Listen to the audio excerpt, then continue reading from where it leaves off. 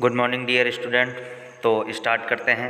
आज का pharmaceutics question bank है। पूरी 125 क्वेश्चंस इसमें होंगे, जो कि मैं 45 या 40 के समथिंग दूंगा। 40 क्वेश्चंस एक वीडियो में कवर होंगे, ठीक है। तो स्टार्ट करते हैं। To identify the emulsion type which of the following test are conduct.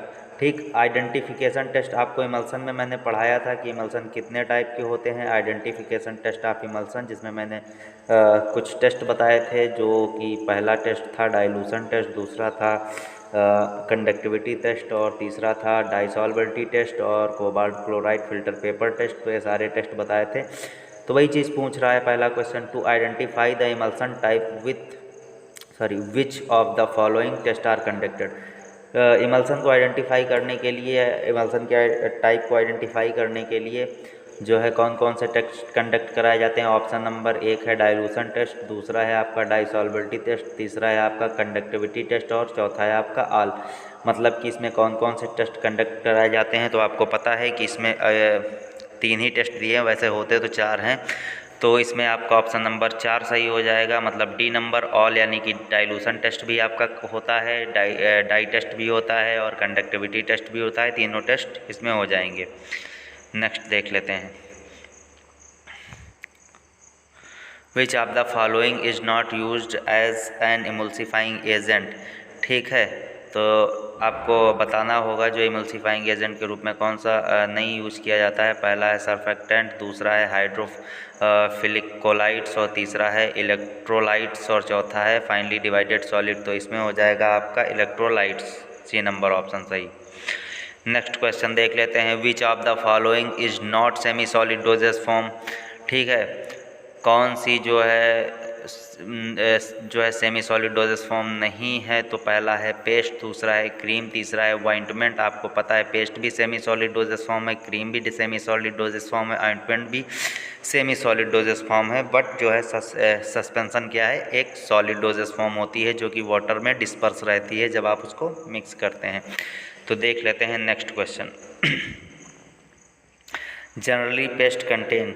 ठीक है, तो जनरली पेस्ट बनाया जाता है number 1 high percentage of insoluble solid, दूसरा है लो परसेंटेज ऑफ इंसॉल्युबल सॉलिड्स, तीसरा है बोथ, चौथा है नन।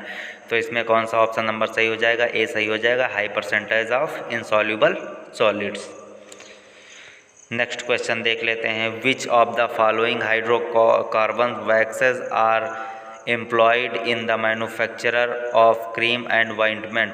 ठीक है, तो पहला ऑप्शन है पैराफिन वैक्स, दूसरा है आपका सेरिसिन, तीसरा है बोथ, चौथा है नन। तो इसमें हो जाएगा सेरिसिन। नेक्स्ट क्वेश्चन देख लेते हैं। Which of the following polyol used as humectant in creams. आपको पता ही है, ठीक है, ह्यूमेक्टेंट क्या होता है आपको पता होगा। नंबर 1 है ग्लिसरीन, दूसरा है प्रोपेलिन ग्लाइकोल, तीसरा है सॉर्बिटॉल 70%, चौथा है ऑल ऑफ द एबव। तो इसमें सारे हो जाएंगे, ऑल ऑफ द ग्लिसरीन भी हो जाएगा, प्रोपाइलिन ग्लाइकोल भी हो जाएगा और सॉर्बिटॉल भी 70% हो जाएगा। ऑल ऑफ द एबव इसका ऑप्शन नंबर सही है। नेक्स्ट क्वेश्चन देख लेते हैं। The preparation of vanishing cream which type of bases are used. ठीक है, जो वैनिशिंग क्रीम होते हैं उसमें कौन से टाइप के बेसेस यूज़ किए जाते हैं जनरली। ठीक है, तो पहला आपका है एब्जॉर्प्शन बेस ऑप्शन में, दूसरा ऑप्शन है वाटर रिमूवल बेसेस और तीसरा है आपका हाइड्रोकार्बन बेसेस, चौथा है आपका नन, मतलब कि कोई नहीं। तो इसमें आपका जो यूज होगा वो कौन सा यूज होगा, water removal bases. Next question देख लेते हैं आपका। In the preparation of vanishing cream which type of based are used. Sorry, ये दोबारा से क्वेश्चन आ गया है। अब इसका ऑप्शन आपको पता ही है कि वाटर रिमूवल बेसेस यूज होते हैं। ठीक है, नेक्स्ट क्वेश्चन देख लेते हैं। In the preparation of cold cream which type of bases are used only. मतलब जो कोल्ड क्रीम होती है उसकी प्रिपरेशन में किस टाइप के बेसेस यूज़ किए जाते हैं जनरली। पहला ऑप्शन है एब्जॉर्प्शन बेस, दूसरा ऑप्शन है वाटर रिमूवल बेसेस, तीसरा ऑप्शन है हाइड्रोकार्बन बेसेस, चौथा ऑप्शन है नन। तो इसमें आपका हो जाएगा एब्जॉर्प्शन बेसेस जो है कोल्ड क्रीम के प्रिपरेशन में यूज़ किए जाते हैं। ठीक है,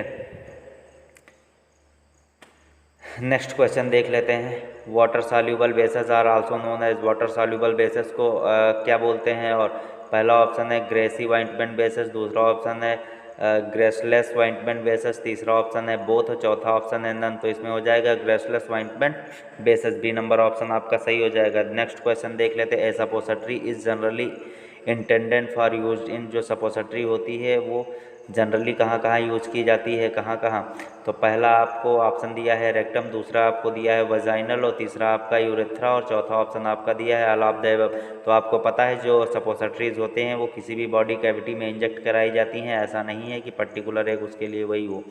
ठीक है, तो इसमें आपका ऑल ऑफ द अबव हो जाएगा। रेक्टम में भी, वजाइनम में भी, यूरेथ्रम में भी। आपको पता ही है सपोजिटरी कितने टाइप की होती है, रेक्टल भी होती है, वजाइनल सपोजिटरी भी होती है, यूरेथ्रल सपोजिटरी भी होती है, सबके साइज और शेप अलग अलग होते हैं। नेक्स्ट देख लेते हैं। Vaginal suppository also called as, vaginal suppository also called as, vaginal suppository को और क्या बोलते हैं? पहला ऑप्शन है पेसरीज, और दूसरा ऑप्शन है सिंपल सपोजिटरीज, तीसरा ऑप्शन है बकीज, चौथा ऑप्शन है नन। तो इसमें सिंपल सपोजिटरीज भी नहीं होगा, बोगीज भी नहीं होगा, नन इसमें से मतलब कोई नहीं होगा। क्या क्या नहीं होगा आपका? ठीक है, मतलब नन मीन्स होता है कि इसमें से कोई ऑप्शन आपके नहीं होंगे।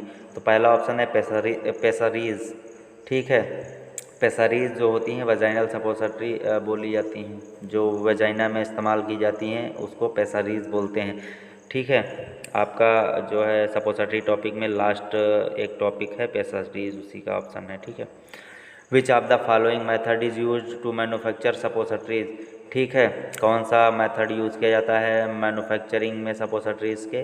ठीक है, जब सपोजिटरीज बनती हैं तो कौन सा टाइप का मेथड यूज़ किया जाता है, कौन कौन से टाइप के?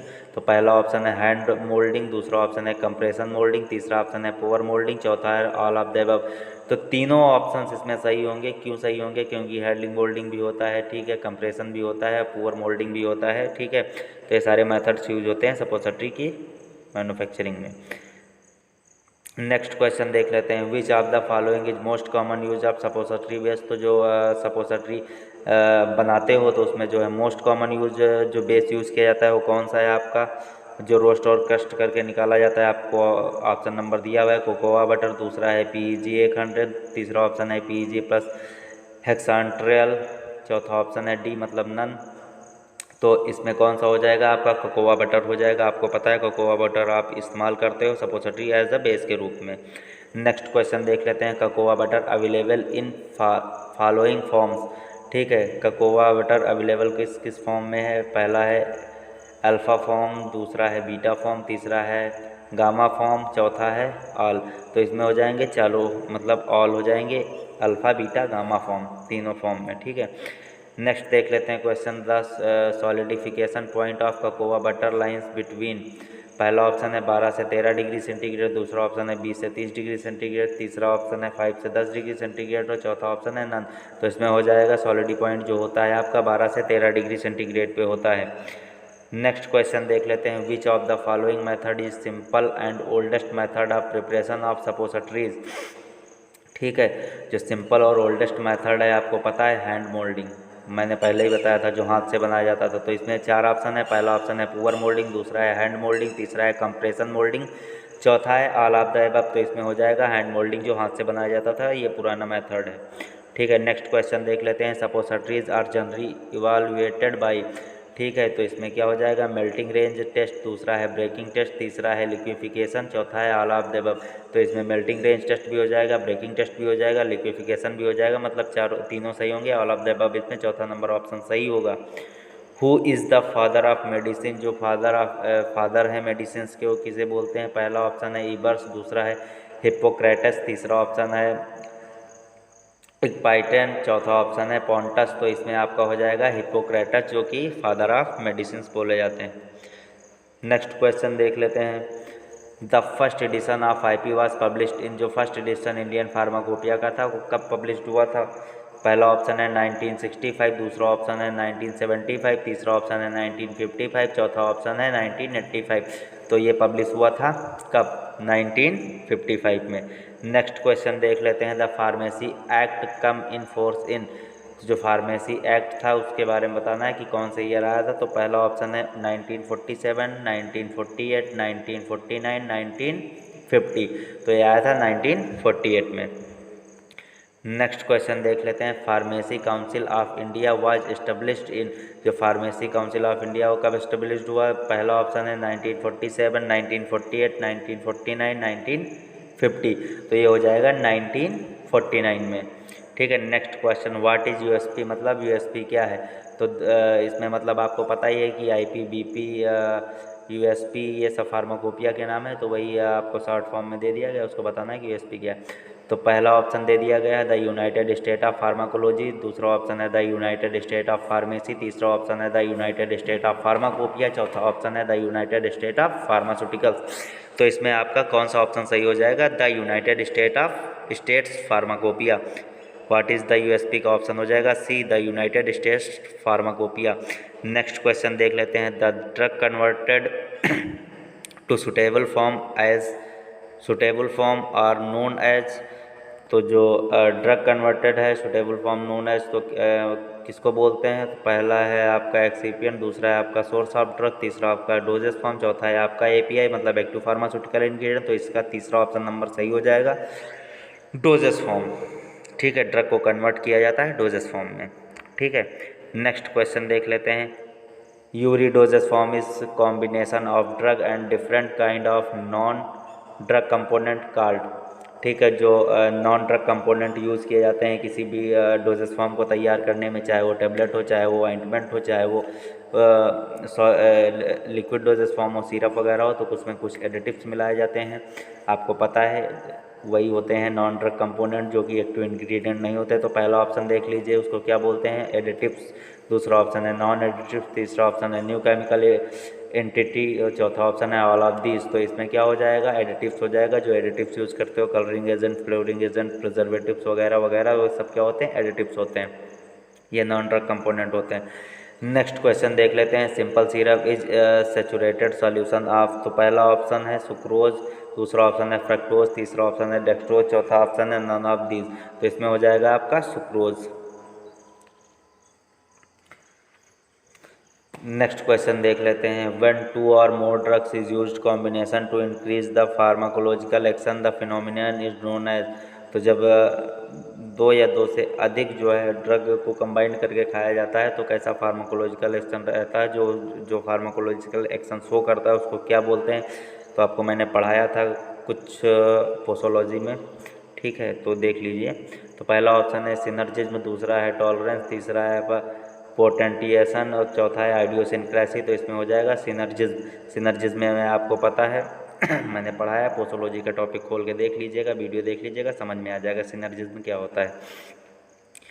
नेक्स्ट क्वेश्चन देख लेते हैं। When the action of drug is opposed by the other drug the phenomenon is known as, तो पहला हो जाएगा एंटागोनिज्म, दूसरा हो जाएगा एनाल्जेसिक्स, तीसरा हो जाएगा एडिशन, चौथा है एंटीऑक्सीडेंट।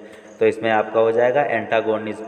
सब कुछ मैंने बताया हुआ है पोसोलॉजी में, सिनर्जिज्म, एंटागोनिज्म, आइडियोसिनक्रेसी, टाइकोफाइलैक्सिस, सारा कुछ है उसमें आप पढ़ लीजिएगा।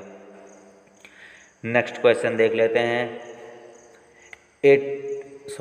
Is the state of phasic and physical drugs dependence, तो पहला है हैबिचुएशन, दूसरा ऑप्शन है एडिक्शन, तीसरा ऑप्शन है एनेक्सिटी, चौथा ऑप्शन है टॉलरेंस। तो इसमें हो जाएगा एडिक्शन।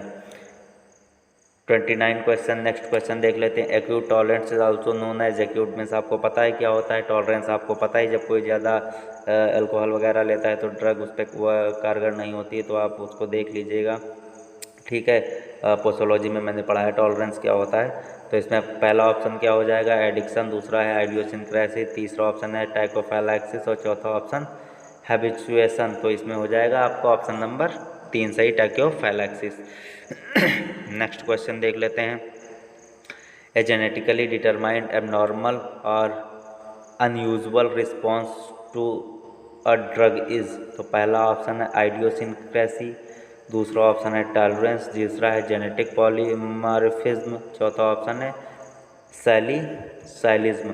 तो आपको पता है कुछ केस में जो दवाइयाँ होती हैं हम खाते हैं तो एबनॉर्मल एक्टिविटीज़ वो करते हैं बॉडी में, कुछ लोगों में और कुछ लोगों में नॉर्मल रहती हैं। तो जो एबनॉर्मल एक्टिविटीज़ होती है उसको क्या बोलते हैं? आइडियोसिनक्रेसी। ये भी मैंने पोसोलॉजी में पढ़ाया, आप उसको देख लीजिएगा।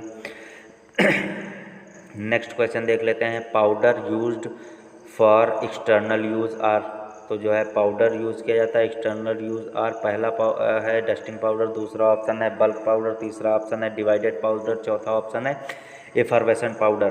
तो आपको पता है कि जो एक्सटर्नली आप यूज़ करते हो पाउडर वो कौन सा पाउडर होता है, वो होता है डस्टिंग पाउडर। ठीक है,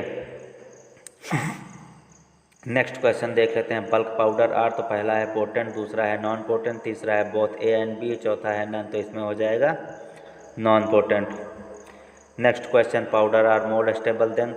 ठीक है, पाउडर किससे बढ़िया किससे ज़्यादा स्टेबल रहता है, पहला है सिरप, दूसरा है टेबलेट, तीसरा है कैप्सूल, चौथा है एलेक्जर। तो इसमें सिरप के मुकाबले पाउडर ज़्यादा स्टेबल रहता है, स्टेबिलिटी क्षमता अच्छी होती है और ज़्यादा दिन तक रख सकते हैं आप इसको। The component present is solution is small quantity is known as.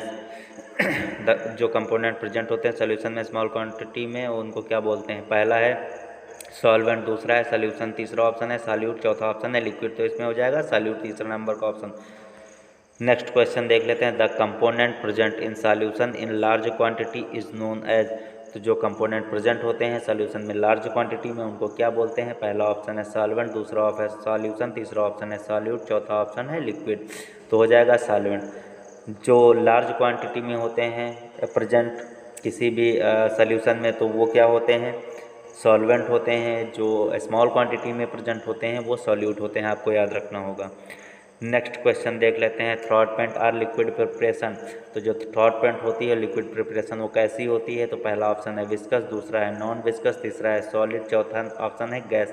तो ये होती है विस्कस। आपको पता है विस्कस मीन्स क्या होता है। नेक्स्ट क्वेश्चन देख लेते हैं। The syrup is nearly saturated solution. पहला ऑप्शन है सुक्रोज, दूसरा है सॉर्बिटॉल, तीसरा ऑप्शन है ग्लिसरीन, चौथा ऑप्शन है पीईजी। तो इसमें हो जाएगा आपका सुक्रोज, पहला नंबर का ऑप्शन सही हो जाएगा।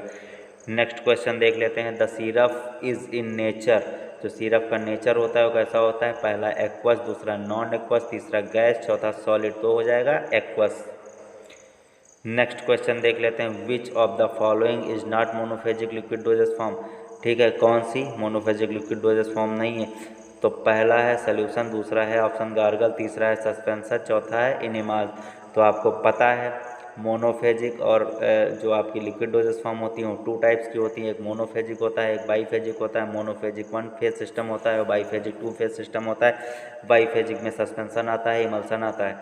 तो इसमें पूछा है कौन सी डोजेस फॉर्म मोनोफेजिक ने, और जो मोनोफेजिक डोजेस फॉर्म होती है वो एकदम क्लियर सोल्यूशन बनाती है, जो कि पूरी तरह से जो सॉल्वेंट के अंदर सॉल्यूट होता है वो डिजॉल्व हो जाता है, तो क्लियर सोल्यूशन बनाती है, उसको बोलते हैं मोनोफेजिक डोजेस फॉर्म। तो इसमें सोल्यूशन भी मोनोफेजिक डोजेस फॉर्म है, गार्गल्स भी आपका मोनोफेजिक डोजेस फॉर्म है, इनेमाज भी आपका मोनोफेजिक डोजेस फॉर्म। बट जो सस्पेंशन है आपको पता है कि इसमें सॉलिड पार्टिकल होते हैं पाउडर फॉर्म में, इसको जब सॉल्यूशन में घोला जाता है तो ये डिजॉल्व नहीं, डिस्पर्स रहते हैं और एक क्लियर सोल्यूशन नहीं फॉर्म कर पाते, इसीलिए सस्पेंशन जो है is a correct answer, monophasic liquid dosage form नहीं है। नेक्स्ट एंड लास्ट क्वेश्चन देख लेते हैं। इलेक्जर्स आर, इलेक्जर्स क्या है, फिर पहला है हाइड्रो एल्कोहलिक लिक्विड, दूसरा है एक्वस, तीसरा है विस्कस, चौथा है सेमी सॉलिड। तो जो इलेक्जर्स होते हैं वो हाइड्रो एल्कोहलिक लिक्विड होते हैं। ठीक है, थैंक यू गाइस। और बाकी जो भी कन्फ्यूज़न है वो आप पूछ सकते हैं। और अभी 40 क्वेश्चन केवल मैंने दिए हैं, अभी 85 के समथिंग क्वेश्चंस और हैं जो कि आज शाम तक आपको मिल जाएंगे। पहले आप ये देख लेंगे, उसके बाद ही मैं वो वीडियो अपलोड करूँगा। Okay, thank